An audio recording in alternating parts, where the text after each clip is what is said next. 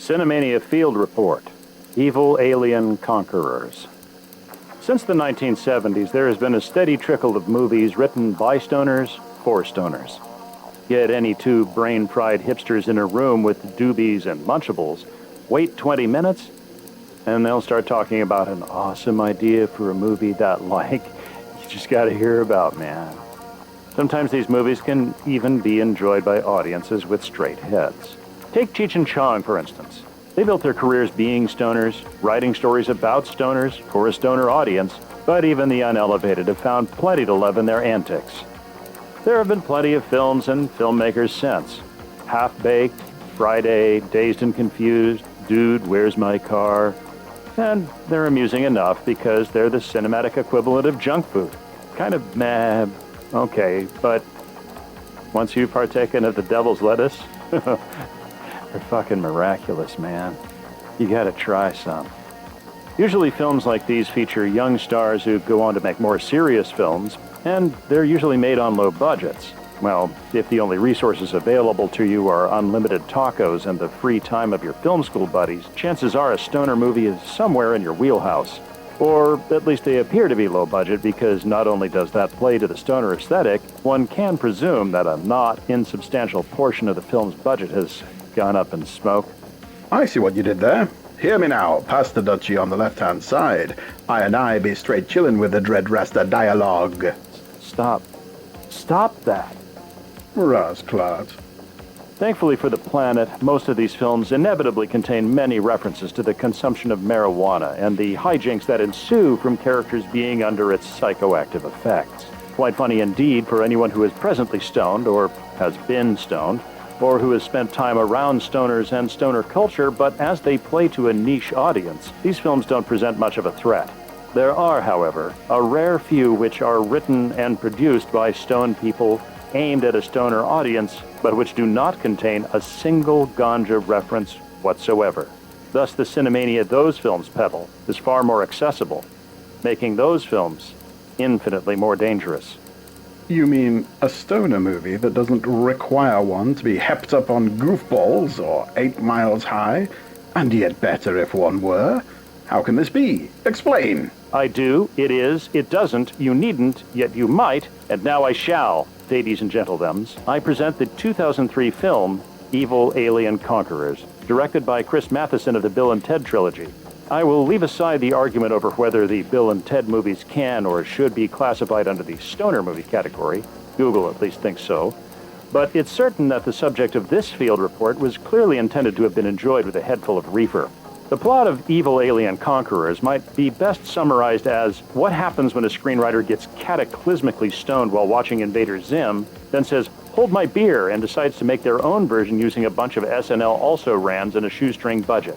The eponymous Evil Alien Conquerors, My-Ik, played by Dietrich Bader, and Doug, played by Chris Parnell, are sent to Earth from the planet Kabij on a mission of conquest. Clad in burgundy footy pajamas, My-Ik and Doug present themselves before Rabir, the leader of Kabij, who issues each a massive sword and charges them with a mission to behead the entirety of humanity in 722,000 tilkrons, or 2 Earth days, or else. Or else what? Or else be killed and eaten by the mighty Croaker, a 100-foot-tall giant who lives in the desert wastes of Kabij, naturally. My-Ik and Doug are the second set of conquerors to undertake this mission, as the previous pair were annihilated in a transporter accident. Oh, right. This is just Buckaroo Banzai across the 8th dimension, with a very early role for Jeff Goldblum, yeah? In that it's an alien invasion with a ridiculous plan, yes, but in all other respects, this is quite different. My-Ik and Doug arrive on Earth, but a transporter malfunction has rendered their swords the size of toothpicks. Small toothpicks. They set their nefarious sights on the shopping center opposite them, but they encounter Kenny, a local stoner/fast food worker who adopts them and brings them back to his crash pad. At said crash pad, Kenny plies them with vodka coolers, and they have a run-in with Kenny's douchebag roommate, Ron. Ron is always theoretically having lots of sex, but we never see anyone else enter or leave his room, and despite lots of muffled mattress squeaking, we never hear anyone else's voice through the walls but Ron's. Throughout these scenes, and really most of the rest of the movie, the viewer is treated to My-Ik and Doug being arrogant yet dim-witted.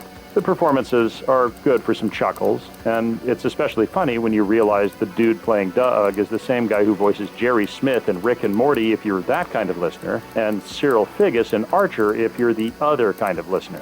Oh wait, he was on SNL too? Jeez, I'll let anyone on that show.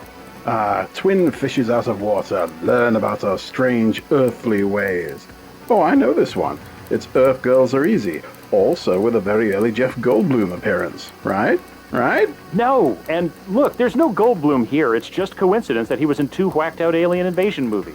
Weird that it happened twice, though, right? Ahem. When Mike and Doug meet Penny and Jan, played by Missy Yeager and Tori Spelling, respectively, a pair of socially awkward women with monobrows, they fall in love and forsake their mission. However, the forces of Kabij strike back. Rabir, infuriated at the lack of evil conquest going on, transports Croker to Earth in order to deal with the rebels.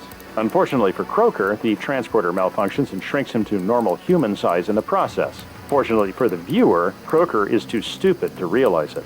Tyler Labine plays Croker to the absolute hilt and produces the film's greatest laughs. His performance is a major source of Cinemania, and it's no surprise that Labine went on to play opposite Alan Tudyk in Tucker and Dale vs. Evil, itself another dread source of Cinemania.